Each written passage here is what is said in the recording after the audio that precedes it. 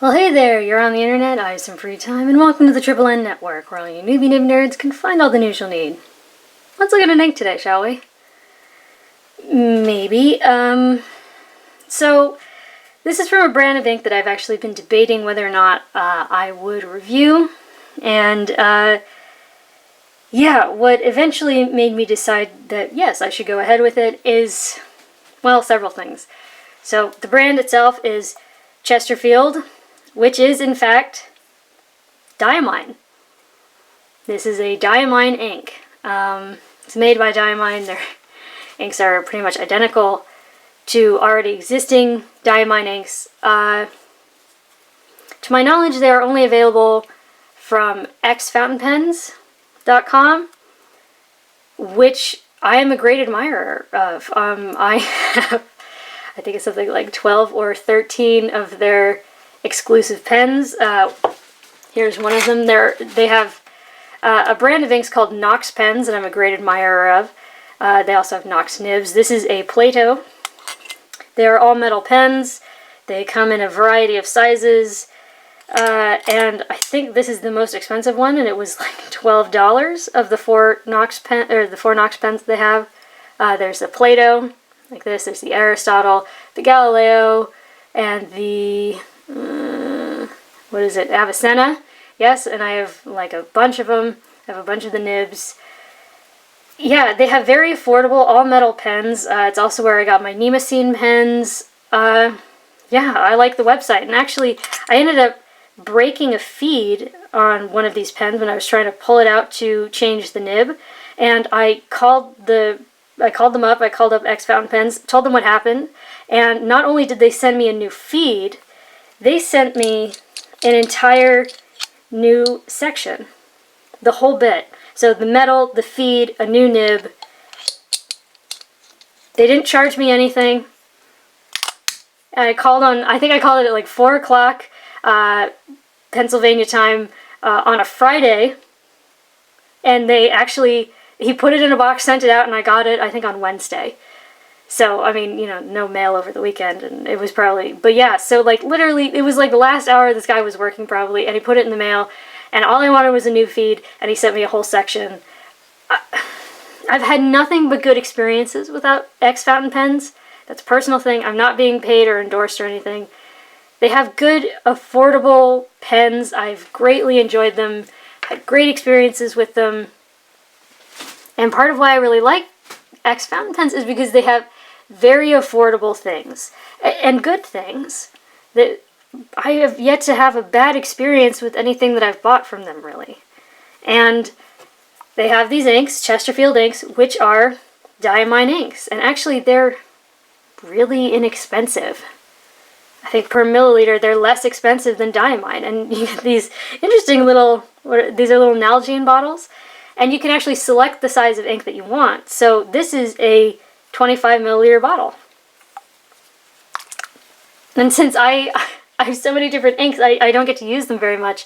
So, any one ink very much. So I actually have several bottles in the 25 milliliter. I also have several of these Chesterfield inks in 50. I know they also come in 100 milliliter bottles.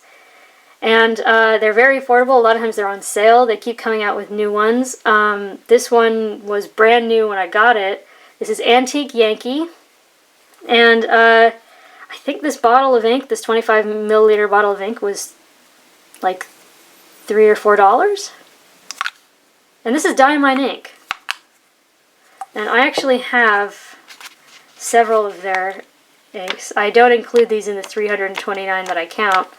But yeah, I have quite a few. And actually, I don't have my archival vault, which is the Iron Gall ink. They sent me for free when I bought 4 pens. It was not advertised. It was just something they threw in. This was a couple years ago, and that was awesome. That was one of the first things that really sold me on X Fountain Pens. They were just like, thanks for buying all these pens. Here's a free bottle of ink. It wasn't promotional. And anyways, since these inks are, they're Diamine inks, they're perfectly good. They're very inexpensive. And a lot of times they're on sale. I actually tend to use them less for writing and more for making these homemade postcards I send people. But yeah, so I debated whether or not I would review these inks because they are essentially rebottled Diamine. but they're good inks. I mean, Diamine ink is good ink, and it's a very affordable price. Yes, to my knowledge, it's only available on X fountain pens, but I like X fountain pens. And people have asked me to review Chesterfield inks, viewers, in fact, steady viewers. And since I had them, I caved, you know, because eventually I'm going to run out of inks anyways. So yes, in these comparisons, we're going to see a very direct similarity between a couple of Diamine inks. But yeah, I just wanted to get that out of the way. I wanted to fully disclose I am in no way endorsed by X fountain pens. I am just choosing to tell you what has happened with me with them. I'm not saying that is definitely what's going to happen with you, but that was my experience, and yeah, they're not paying me. They have no idea I'm making this video. But yeah, anyways, just wanted to effort of full disclosure. Anyway, so today's ink, Antique Yankee. Two pens I used were these. Now this is a JinHao X450 with a fairly broad, fairly wet nib. And it definitely was that day. And then here's another pen that I rarely use for testing, but I had the ink in this pen and figured, yeah, let's use it. So this is an Esterbrook S.J. No, they do not make these anymore. And this is the nib that came on it when I bought it at the San Francisco Pen Show a couple years ago. This is the 2668 nib. Now this is a medium nib, and actually it's a little on the wet side, but I'd say it's a moderate medium. It's on the fine side, but yeah, there you go. For a Western medium. Now, let's get to those comparisons, shall we? Now here is Chesterfield Antique Yankee. Here is Diamine Midnight Blue. Very similar. Very, very similar. In fact, I don't know if the camera will show this, but there's just a teeny bit of red sheen right here along the edge. And there is the exact same sort of dusty maroon sheen up here, right along there. But, so here's Antique Yankee Midnight Blue. Here's Diamine Denim. Quite similar, maybe a little darker. And in the reviews I said that it reminded me of Diamine Denim Blue. But after going through my swatches, yeah, I think it's more like Midnight, but still, thought I'd point that out. And they are still quite similar. Now, next up is, in performance, a very different ink experientially. Here's Noodler's Warden Series Bad Belted Kingfisher. This one is like impervious to lasers and all that kind of stuff. But here there is sort of a, I don't know, a slight woolly texture, and there is a little bit of red sheen through here. A little lighter. And here's Noodler's Midnight Blue, which I'd say is maybe just a little more purple. But yeah. So there are the comparisons. Now, bear with me while I zoom in. Okay, so chromatography. Now, this one on the left with a little D in the corner, that is the one that I let dry. And no, that is not how you're supposed to do it, but over the years I feel like it's taught me a few things. Now, here, in the one that is how it's supposed to be done, you can definitely see where that initial line of ink was put. There's sort of a slight slate grayishness under the blue. And there's a little bit of a haze of blue going up. And then you get a slightly lighter blue up at the top. Now here where I let it dry, that slate gray blue color is definitely much darker. And I think the stuff up at the top is just a little bit lighter. But yeah, so you can see there is a little bit of a difference there. Alright, let's check out quote-unquote chemical tests. Now, water really did break it up. It did break it up just fine. Diamine inks are really not known for their water resistance. 1/3 bleach solution, rather interestingly, did not completely get rid of it. It just sort of moved it around the page and turned it this weird pithy orange. Ammonia pen flush did get it moving, however, it started to affect the paper. And hydrogen peroxide, I thought this was really interesting. You see this, it actually changed the blue. Here, I don't know if you'll be able to see this, but it actually turned it slightly more green. It got it moving, but not completely, and then it actually started to eat through the paper, so, interesting. Now, paper test. Top down in density, Clairefontaine, 90 grams per square meter. Yes. Now, as I said, that Esterbrook, it's a moderate medium, but it is a bit wet. So it took 18 seconds to dry. We do have some soft sort of shading on here. But it is rather nice, and I hope this shows up on camera. I don't know if it will. Come on. Please. Please, camera. Oh, there we go. See how there's sort of this hazy red sheen in the scrubby? Maybe, please? But yeah, it's all throughout here where it's dark. For some reason, it's not really easy to show on camera. Come on. Oh well. Anyways, that JinHao X450 took 32 seconds to dry.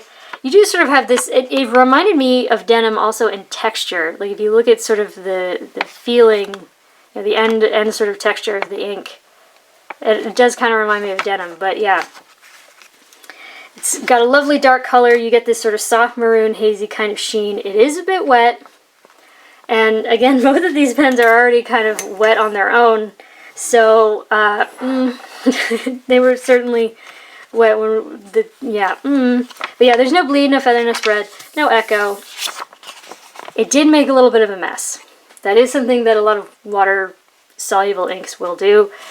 Because this is a very well saturated ink. This is very solid color, and so when you get a lot of solid color moving again, yeah, but it's not completely gone. It would not be the easiest thing in the world to recover, because it is very light what's there, but yeah, I don't know, it's better than nothing. Now, next up is Fabriano Eco Qua. It's an 85 gram per square meter paper. The more I use it, the more I enjoy it, really. It's a wonderful, wonderful paper. Yeah, here we kind of, I hope this shows up, please. Why don't you want to show up today? There's more red sheen, please. Come on. Anyways, there's more red sheen all through these darker areas, and actually it's in the writing as well, but it just doesn't want to show up today because that's my luck. Yeah, it's a wonderful contrast because it's sort of a dusty maroon color, and then you sort of have this soft sort of denim-y blue. That Esterbrook took 17 seconds, that JinHao took 33, but this is very dense paper, this is well saturated ink, it's slightly wet flowing on its own, in wet flowing pens, so it's logic, but yeah, we do get a bit of a sort of a dark outline around the wettest parts. Come on camera, calm down. As you can see, it's especially easy to see in the X450, which is kind of nice. It increases the contrast. And a lot of times when you sort of then turn it, although it's not showing it on camera, you get a little bit of that red sheen. Yeah, there's no bleed, no feather, no spread, no echo. Now, again, it did make a bit of a mess. It dyed the page. What's underneath is not easy to read. It is very light. However, I guess something is better than nothing. So maybe it wouldn't be completely hopeless if you were desperate to recover it. Next up is Rhodia, 80 grams per square meter. Come on, please. Please. You can kind of, maybe, ish. Anyways, there's more of this red sheen all throughout. The Esterbrook took 17 seconds to dry. The Fairly Brown Wet JinHao took 30. And that is not feathering, that is me putting my finger in wet ink. But yeah, yeah, great saturation. It's such rich color. If you see the smear, you can see how dense that ink is. I mean, it's got oomph to it. There's really something in it. But yeah, again, when you have well-saturated ink that is water-soluble, you're going to get a mess. So no bleed, no feather, no spread, no echo. It did dye the page, and actually here it is very, very light. So like even Fabriano, it's very, very light. That would be very difficult to try and recover. But I don't know, again, if you were desperate, depends on how desperate you are, I guess. Now, next up is Tomoe River paper, where for some reason I skipped the timing thing for the X450 completely and just went into writing with it for reasons I don't know. But there you go. So unfortunately, I don't have a time for that. But considering that Esterbrook took 27, and on a lot of these papers, it's taken just under double, I think it's safe to say that the dry time on here would be pretty epic with that X450. But here, please let this show up. Even on here, it doesn't really want to show it. But yeah, there is a ton of red sheen everywhere, and it's all through the writing as well, especially in halos in that X450, but it's all throughout the wettest parts with that Esterbrook. Yeah, it's a beautiful contrast, and here it does sort of take on almost a dustiness, which on here I'm quite enjoying, and we do get sort of a dark halo effect around the wettest parts, which I like. I think it's an interesting type of shading. I think it increases contrast and draws the eye, and it's often where that sheen will appear, so I quite like it. Now this paper, Tomoe River, is obscenely thin. I mean, it's nearly half the width of Clairefontaine. So a dark blue ink all on its own, especially a broader, wetter nib on such thin paper, if you're super sensitive to it like I am, it might bother you, but the thing is, it is really not that easy to see. So if you're not ridiculously sensitive to it like I am, it probably wouldn't bother you. But yeah, there's no bleed, no feather, no spread. This paper is notorious for when you add more water, just letting ink slide away, even ones that are supposed to be more resilient. This one, really not. In fact, it let the ink slide away so much that when I mopped it up, it barely dyed the page. There's just the tiniest, barest little ghost of what was there before, and in fact, the camera is increasing the contrast a little bit. Yeah, so, I don't know, maybe that's the answer. Maybe you gotta get a camera out. But yeah, so the next 3 tests, I only use that Esterbrook in order to be more fair to these more economically produced papers. But I did use the X450 to write the name. Now, this is the world's worst 20-pound copier paper. It is quite possibly the worst paper ever. That's really saying something because I know my papers. But yeah, I just want to show you the line width increase. So here it is on Tomoe River where there's no spread. And here it is on the world's worst 20-pound. And you can definitely see the line width definitely made a bit of a jump. And as you can probably tell just from there, we are getting some feathering. And we are getting some woolliness. We're losing a lot of the shading. Took 2.5 seconds to dry, but also bear in mind this is a fairly wet. The nib itself is probably a 6 out of 10 wetness, and then I'm putting a 6 out of 10 wetness ink in it. And it is a medium, if a moderate medium. It is a European moderate medium, but yeah, on the world's worst paper, that's too much. That's too much for the world's worst paper. That's a lot of things are too much for this paper. But yeah, so we get a lot of spread, we get a lot of feathering, we get a lot of show through because there's a lot of ink coming out of that pen and it's seeping into the page because the paper's trying to suck it in, because that is what more absorbent paper does. It tends to draw the ink in, and so it is in the page. So if this is the page as we're looking at it sideways and it's magnified to like this thick, the ink is definitely sinking in, and just because there's so much of it, it's really, really, really sinking in. So yeah, we're going to see a lot of it out the back. But the thing is, a lot of what is dark enough to look like it fully came through are just these absolutely tiny little dots. And I don't think it, I'm trying to, usually when that happens, I write it down, but I don't think it ever rendered onto the page below. Yeah, I don't think it ever came out the other side. Here where I was doing the water test, there was a little bit of a blip. But as I was saying, more absorbent papers tend to draw the ink in and not want to let go. So when you do a water test, a lot more of it is likely to stay. And I think this is rather interesting. So if we look at this water test, the stuff at the center is actually pretty clear and pretty there. And we can see the stuff that's trying to wash away is the light blue, kind of like this light blue that we see here in this dried test. What's at the center is pretty clear, pretty there. It's pretty stoic. So I almost feel like if I kept adding more water, maybe it'd be even more clear. But yeah, that's recoverable. That is very, very recoverable. Which was more than I was expecting, because, you know, Diamine inks are not known for their water resistance. Now, next up is Mead Notebook Paper. This is not the kind you find in a spiral notebook. This is the kind you'd find in like a composition notebook, like a lab notebook. This stuff is very, very similar to newspaper. Newspaper is what's called large pulp paper, which means that the little bits of fiber that they mash together into paper are larger than on more refined papers. What does that mean? That means that when the ink touches those fibers, it's going to sink into the whole fiber. And since they're larger, that means there's going to be more spread. That means there's going to be more feathering. So, yeah, I mean, if you've ever tried to use a fountain pen with not crazy science experiment noodler's ink on newspaper, like to do the crossword, you know that's going to be a disaster. So you can probably anticipate what these results are. We do have a good deal of spread. Not as much as the 20-pound, but certainly a good bit from the Tomoe River where there's none. We do have a wooliness. We've lost a lot of the shading. We do have feathering. Just because that large pulp stuff, man, it's not good. But yeah, 2 seconds to dry.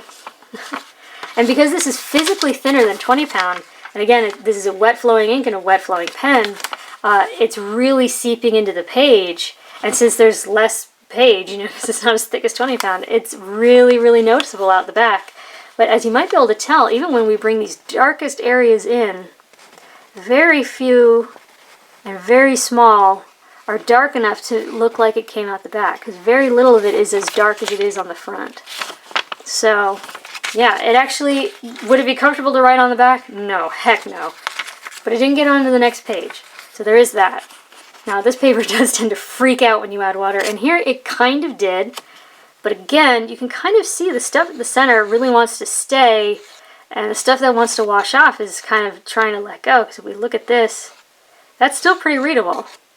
That's still pretty recoverable, which was more than I was anticipating.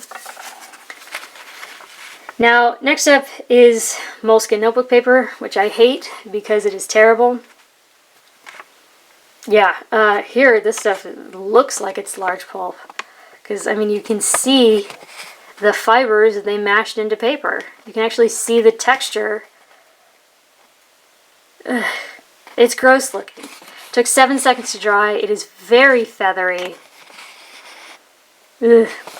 Yeah, and there's a lot of bleed. Like here, when we look at the dots, a lot of the dots that come through the back are dark. You know, there's no like hazy bit, you know, like, oh, this is light, and then little tiny microscopic dots get dark.